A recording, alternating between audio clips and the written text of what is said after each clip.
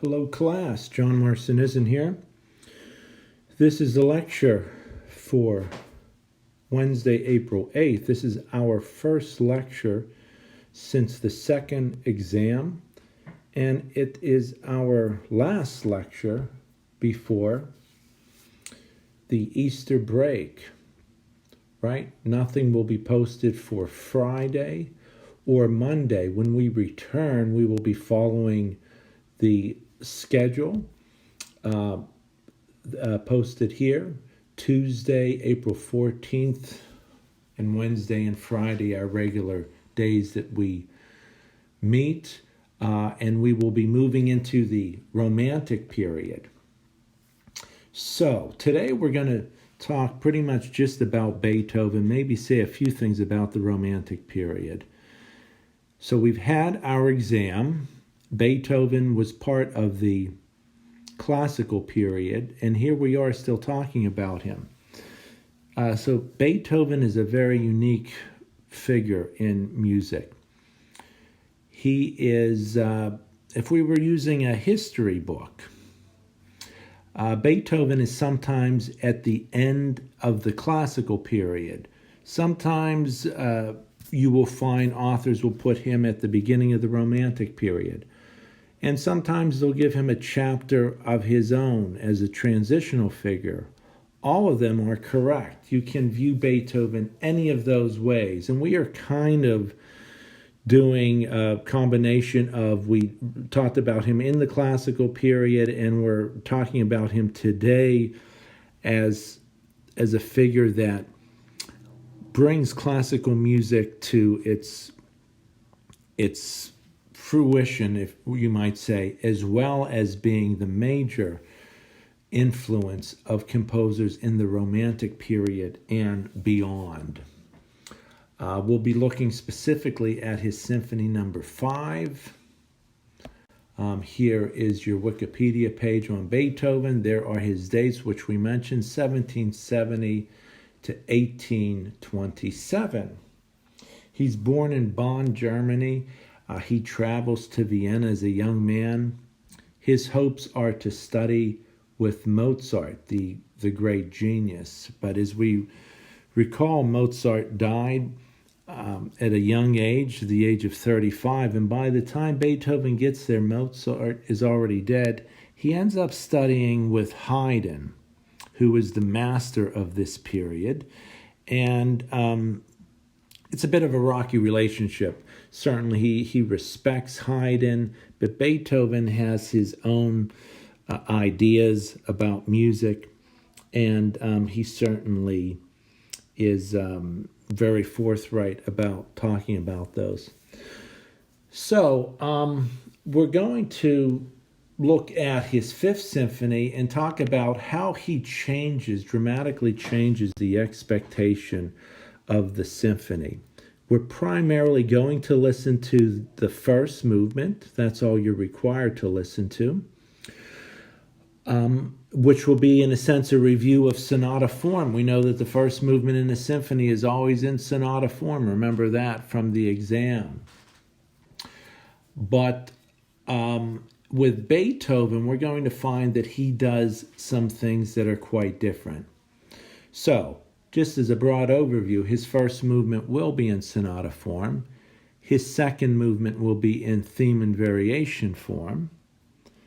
His third movement he calls a scherzo and trio, which is just a modified form of minuet and trio. It's still triple meter, but he does some interesting things without getting into too much detail, because that's not we don't want to get lost in the details here.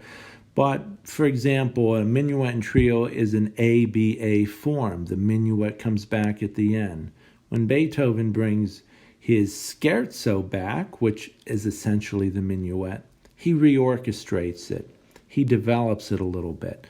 So he's always changing it up. The music is always evolving with Beethoven. Then finally, his fourth movement is in sonata form, not rondo. So remember we said sonata form is the most complex of all the movements. And in a sense, it's the highlight of the symphony. So, up till this point, first movement, the most complex, the highlight of the symphony is the first movement. Then you have the other three. That sounds kind of anticlimactic, right? You go to a fireworks display, you don't get the grand finale up at the beginning, right? You get it at the end. When you start to see it, you know, yeah, this is the end.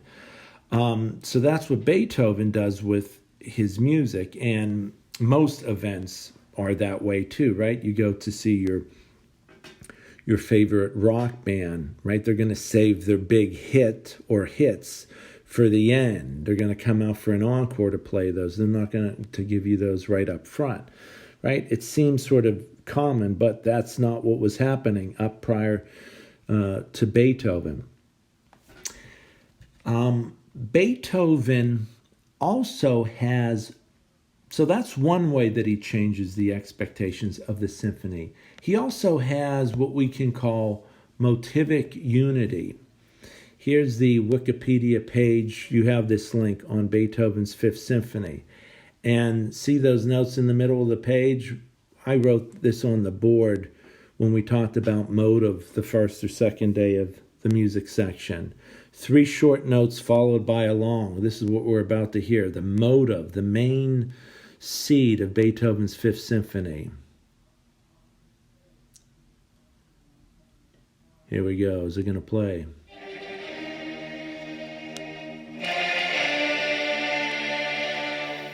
There it is. One more time.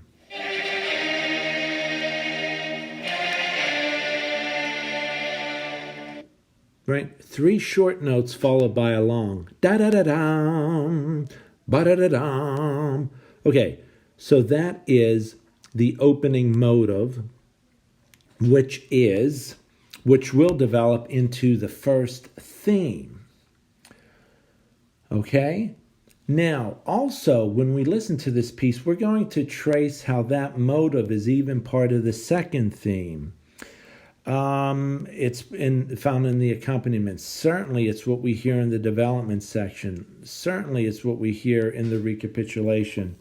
And then Beethoven's coda. Remember coda from exam 2. A small musical section at the end of any movement to bring it to a conclusion. Well, with Beethoven, his codas function as an additional development section. Okay, so already I'm mentioning how these symphonies are different from the previous ones. They're much more involved, much more ornate and complex. Then in the second movement, so we'll look and hear a couple sections from each of the movements, even though our focus is the first movement. Beethoven will use this motive in the second movement. It's not as obvious, but it's very obvious in the third movement, in the scherzo and trio. This ba-ba-ba-ba, I'm going to point it out when we get to it. This motive is part of the main theme in the A section, the scherzo.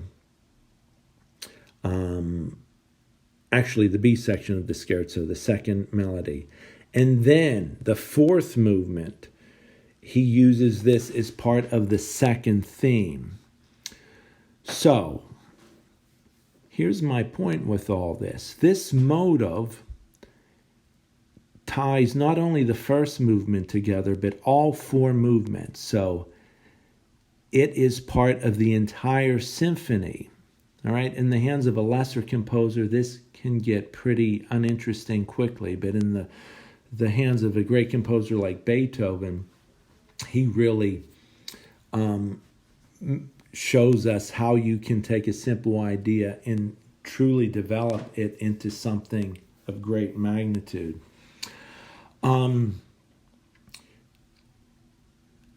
So that's how he changes the symphony, right? We've had multi-movement compositions before, right? We're familiar with those. Concerto, 3 movements meant to be played together. Symphony, 4 movements. String quartets, 4 movements meant to be played together. But now with Beethoven, there's a musical reason why they're tied together. And after Beethoven, most composers do that as well. So he heightens the expectation of the symphony. And that's made clear even by the number of symphonies written. Okay, Haydn writes 104 symphonies. That's a lot. They're good, but after a while, you could see he's repeating himself, or he has a formula down, and because he's such a great composer, he can crank them out. Mozart writes 41 symphonies. Beethoven writes only 9. And after Beethoven, anybody that writes symphonies has written fewer than 9. Okay, so what's that telling you? Because Beethoven heightens the expectation, the quality of the symphony. Nobody dare writes a composition and call it a symphony unless it's of great magnitude, right? So there it is. He heightens the expectation. So to wrap it up in a nutshell, how does he change the symphony? Motivic unity, this motive, ba ba ba ba, which we just.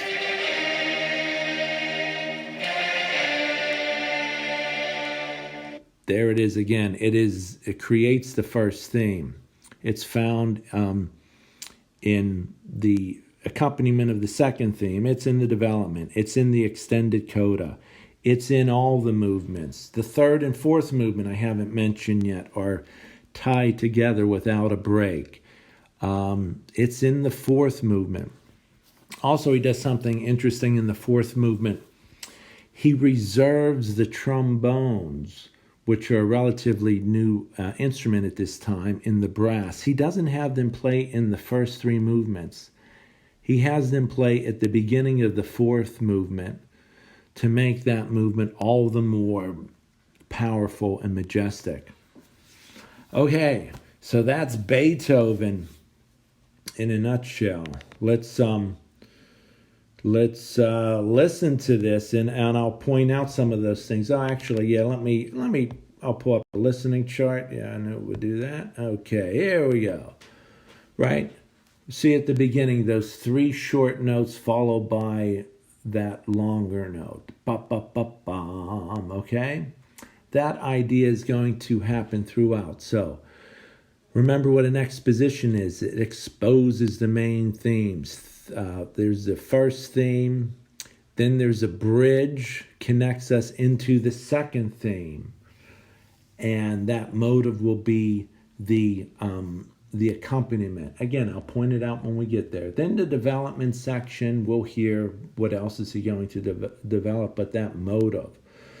Recapitulation is the last section. Everything is put back together slightly different.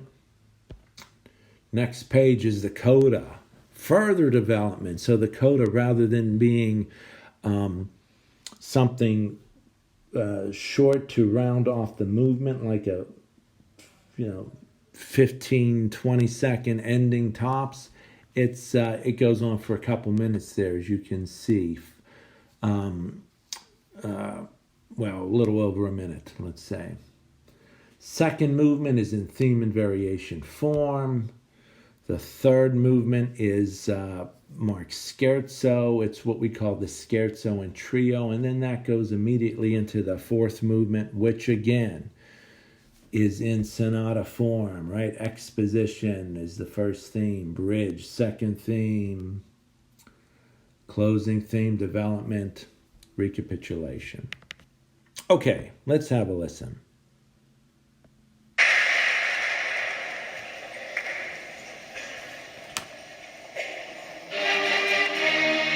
Motive. Introduction with them. Theme. Da da da da da da da da da da da da. The motive.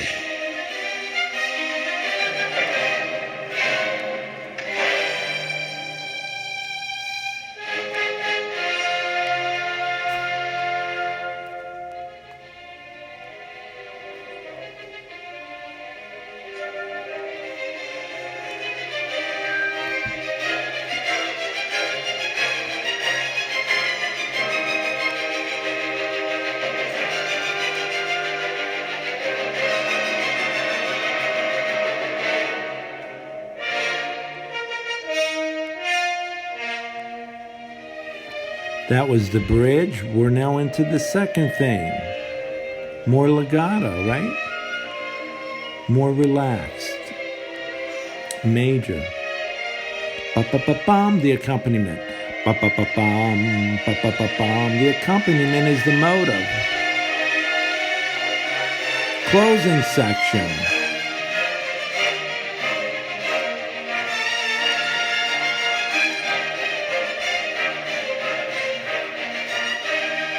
And we certainly hear that motive. Da-da-da-da-da-da-da. Clear cadence. Back to the beginning. Remember, the exposition repeats.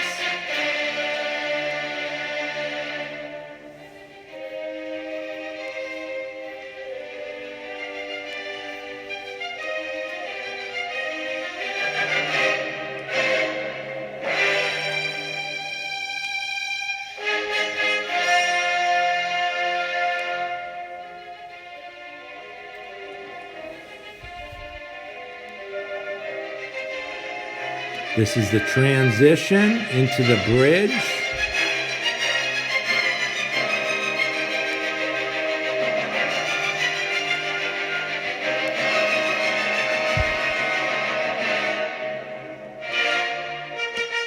End of the bridge.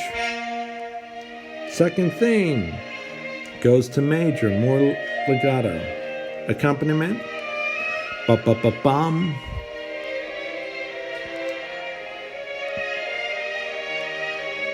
So remember, this is called Beethoven Symphony No. 5 in C minor. Right? So the main theme is in C minor, and then the second theme is in E flat major. This is the closing theme of the exposition.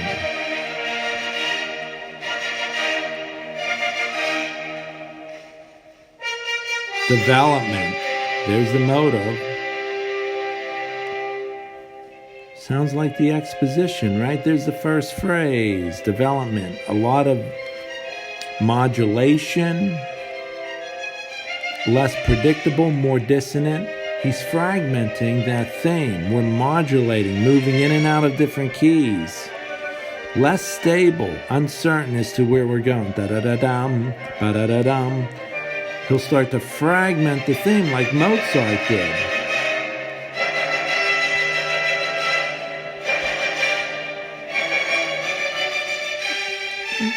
Right, we're still in the development section. Da-da-da-da-da-da. That's the motive as it was presented in the bridge. Really breaking that down. There's our wind section, our string section. The conductor, certainly he ties everything together.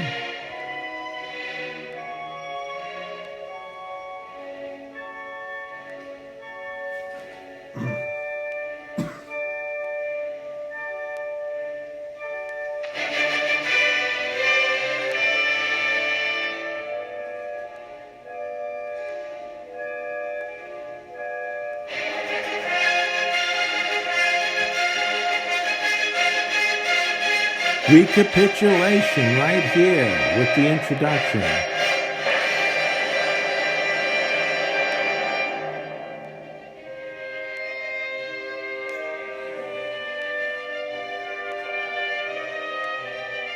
Oboes. Little oboe solo here. Everybody stops. There's the oboe. That's what it looks like. That's what it sounds like. Gives it a little cadenza, we could even say, solo passage. Everybody back in, back on track. End of the first theme. Transition into the bridge.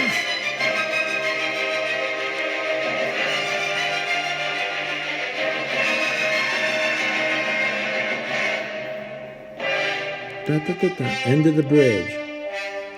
Second theme, da-da-da-dum, the accompaniment, ba-ba-ba-bum, is the motive. Flutes, violin, clarinets, string bass.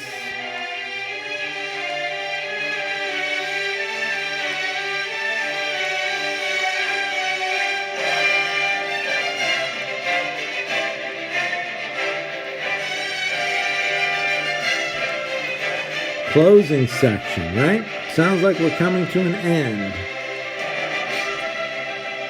Right? It could end here.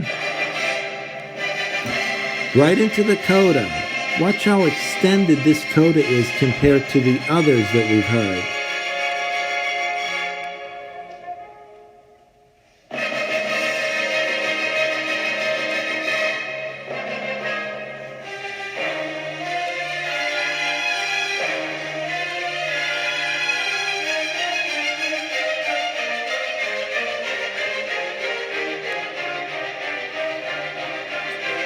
Still the coda, right? Further development.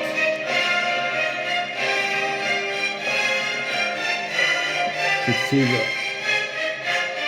view of the full orchestra there. String section. Those long tubes, that would be your bassoons that you saw in the wind section.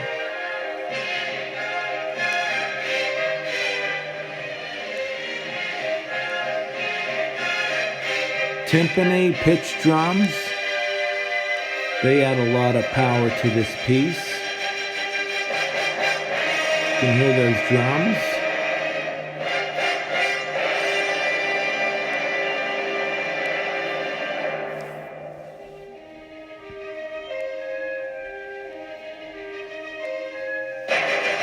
Right.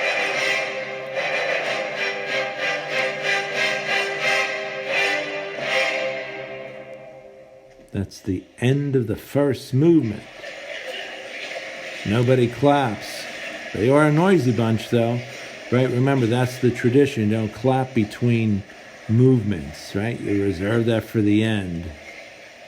We're not going to hear all this, but I just want to start a few of these other movements. So, just to point out a few things.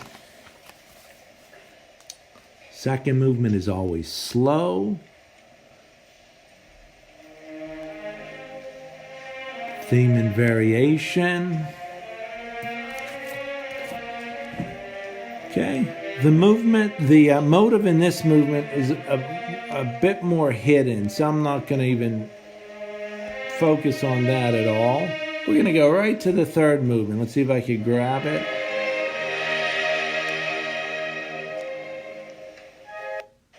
Okay, somewhere around here, right? We're at the end of the second movement. Here comes the third movement.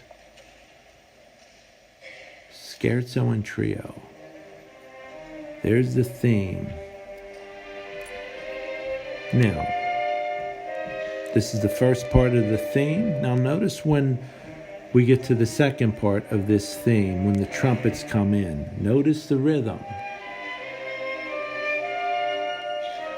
It is the motive. Hear that? Ba ba ba ba.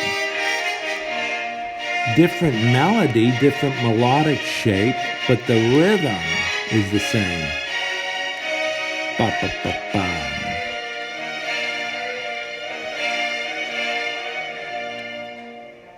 And he repeats that.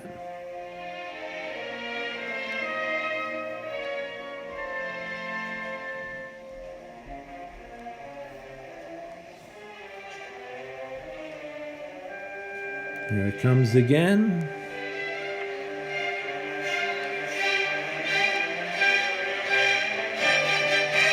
Da da da da. Okay, gonna pause it there. That's the scherzo, which we're calling instead of the minuet, right? Same function. And then the trio part, he actually uses a fugue. Remember that word? Fugue, imitative polyphony. But we're not going to get into that right now. That was a technique from the Baroque period. So now I'm going to go to the end. Whoops, what am I doing? Okay, let's see. I'm looking for my timeline. Okay, right around here. Okay, when I start it, this will be the end of the third movement. We're going to hear that theme, but it's going to be that motive from the scherzo reorchestrated. Hear it? Bop, bop, bop, bop. Rather than the loud trumpets, it's being played lightly, being plucked in the violins, lightly played in the winds.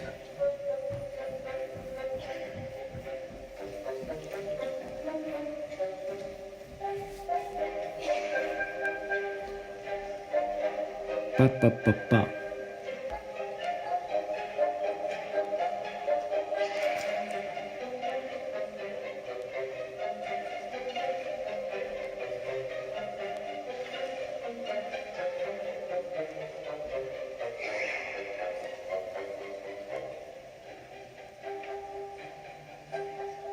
Okay. All right. So this is the end of the third movement. We're going to call this the transition, right? There's no break between the third and fourth movement. The music doesn't stop and then start again. It moves into it. This is the transition. I'll let you know when look at to the right of your screen, those long tubes, that's the trombones. They're being reserved for the beginning of the fourth movement. Right, here it comes. Transition. Fourth movement exposition. Dun, dun, there it is.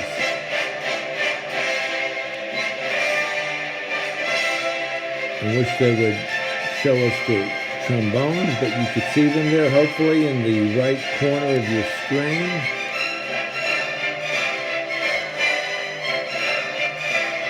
Working up a sweat. All right. String section. This is the transition. Coming up. The bridge. Right there, the trombones.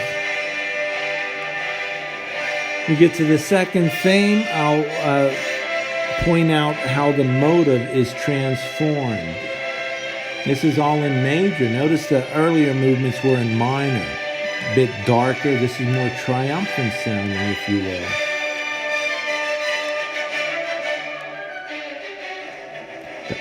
Ba-da-da-dum, ba-da-da-da. Second theme. Da-da-da-dum, da-da-da-dum, da-da-da-da. There's the motive, right? Sped up in major. Sounds quite different now. Okay? Just to name a few things. All right. So what we haven't talked about so far is the conductor, all right?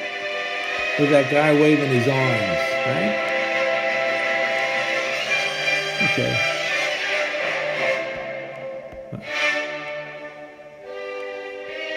Okay, it's kind of obvious what he's doing, right? He's giving the orchestra cues. So, what is the role of the conductor? Well, in the simplest form, it's to just keep time, right? To give people cues, count everybody in, let everybody know when to stop. When you have all these people playing, right? 40 plus instruments, you kind of need somebody to hold it together. Okay? But on the other hand, right, these musicians are great players. You know, they know their part, right? So in addition, so then you think, well, wow, anybody could do that. Just get up there, start waving your arms, tell them when to come in, when to stop. But it's, of course, and as you would know, it's much more complex than that. But so think of the conductor, just as everybody here plays an instrument. The conductor, in a sense, plays the orchestra. So the majority of the conductor's work is done behind the scenes. It's like the director of a play or a movie, right? They have a vision as to how these instruments need to work together, how to phrase certain melodies, dynamics, making sure things are blending properly. So that is all done in the rehearsal. So the conductor, right, is the director, in a sense, putting this all together, making everybody agree on how to play it, right? It's the conductor's call how to bring this to, a piece that sounds great. And that's what a great conductor does. So that's what we're seeing and hearing here. So there you have it. Beethoven's Fifth Symphony, certainly his most famous. We talked about motivic unity, how that mode of ba-ba-ba-ba is not only the first theme in the first movement, that's the most obvious, but how it connects all four movements, pulls them all together, shows a musical relationship to all four movements, unlike compositions prior to this would do. Beethoven heightens the expectation of the symphony because of all the things we talked about. He writes only 9 symphonies. And Beethoven is a major influence to the composers that are about to come. I mentioned in the previous class how Beethoven was a tragic figure, right? He went deaf. It was around his 3rd symphony where he started to go deaf. He even wrote a letter, which is sometimes now referred to as the Heiligenstadt Testament. He was living in Heiligenstadt, in a rural village where his doctor told him, get away from the city noise to protect your ears. And there he fell into a deep state of depression. This letter that he wrote was him talking about him contemplating ending his life, committing suicide because he couldn't go on. He, of all people, was losing their hearing. Why would such a great genius who needs their hearing to be losing it? But he didn't kill himself. It was his art that made him persevere. And we know in later years he wrote, he's going deaf when he writes this piece. He's deaf when he writes his 9th symphony. So, but it was his art, the fact that he felt he had something to give to the world. Okay, so that's a pretty bold statement to make. We might even say that's a very romantic statement to make. So it's this attitude that carries through to the next generation and, probably to this day with an artist's attitude as to, what their art means to them, as to giving something, to the world. Again, I'm not saying artists before this didn't think in those terms, but very few, if any, talked about it before Beethoven. And since Beethoven, everybody talks about it, okay? So he's an influence in that way, as well as, of course, just his music. If he never uttered a word about his beliefs, his music would be a great influence to our next generation of composers, which we will talk about next class, moving into the Romantic period, 1800 to 1910, just to say a few things, right? These will be the genres we will look at. Lieder, which is just a German word for art songs or songs. We all know what a song is. Program symphony. So we know what a symphony is. A program symphony is a symphony that has a program, a story being told. I alluded to this with Vivaldi's concerto, the Four Seasons, right? We listened to Spring. That was in the Baroque period. That was unusual back then for composers to write program music, but it's very common in this next period. We know what an opera is. We won't look at all these genres. We'll talk about etude. That's just another French word for study. We'll look at some solo piano music by Chopin. Some of the forms, a cyclic form, which is thematic transformation, sort of like what we just talked about, taking a motive and using it in all the movements. Our first symphony, the only symphony that we'll listen to in this period by Berlioz, takes Beethoven's ideas to a new level, in a sense. Let's just say in a different direction. But in general, traditional forms fall out of fashion. We'll notice that will be one of the big changes in this period. Composers are now writing, just as they're speaking as individuals about their music. The forms tend to be unique to that particular composition. Composers increasingly stop writing in traditional forms like what we just heard, sonata form, rondo, theme, and variation. They're still there, but not to the same extent. Absolute music as opposed to program music or descriptive music. So absolute music, like all the compositions we just listened to, Beethoven, Symphony in C minor, right? It's very objective title, where in this period, the compositions have a title like Symphonie Fantastique, Fantastic Symphony. We'll talk about what that's all about. Rubato is a technique of speeding up and slowing down, which becomes more popular in this period. So that's where we're headed.